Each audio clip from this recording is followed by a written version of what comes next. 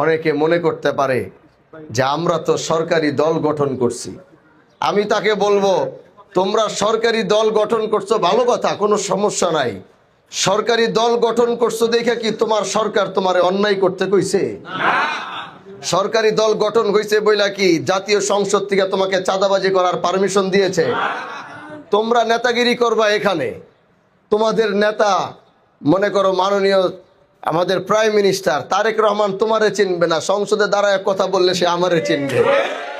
এজন্য নেতাগিরি যাই করেন খুব সাবধানে করতে হবে, কারণ আমরা ন্যায় এবং ইনসাফের পক্ষের মানুষ। আমাদের এই আওয়াজ আজকে শুধু শিবচরে না, গোটা বাংলাদেশে ছড়ায় পড়ছে। আমাদের এই আওয়াজ আল্লাহ পাক, এই কথাটাই আমি আমার নির্বাচনী বক্তব্যে বলেছিলাম যে হাজী শরীয়তুল্লাহ, আল্লাহ তুমি তাকে শিবচর থেকে গোটা ভারতবর্ষে নেতৃত্ব দেওয়ার তৌফিক দিয়েছ।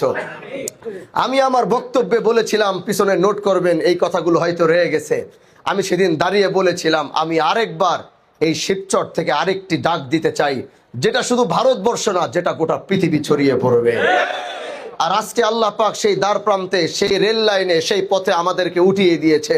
হয়তো আগামীতে যদি আপনাদের হানজালা বেঁচে থাকে, তাহলে গোটা পৃথিবী হানজালাকে নিয়ে আলোচনা করবে ইনশাআল্লাহ। এজন্য আমি আপনাদের সাথে কাঁধে কাঁধ মিলিয়ে সাথে থেকে চলতে চাই, আপনাদের পাশে থেকে চলতে চাই। আমি এরকম কোনো এমপি হতে চাই না, আমি আগেই বলেছি, আমি সেই এমপি হতে চাই না যে এমপি জনগণকে দূর থেকে হাত দেখিয়ে চলে যাবে, মাসের পর মাস তার জনগণের সাথে সম্পর্ক থাকবে না, এলাকার সাথে সম্পর্ক থাকবে না, হুট করে একবার আসবে চলে যাবে। এরকম এমপি হতে আসেনি। আপনাদের সাথে পাশে থেকেই যেন সব সময় চলতে পারি, জীবনের শেষ নিঃশ্বাস যেন এই মাটিতেই ত্যাগ করতে পারি, আপনাদের পাশেই যেন থাকতে পারি। আল্লাহ যেন সেই তৌফিক দান করে। যারা স্বতঃস্ফূর্তভাবে আমাদেরকে সাথে ছিলেন, পাশে ছিলেন, আল্লাহ সবাইকে কবুল করুন।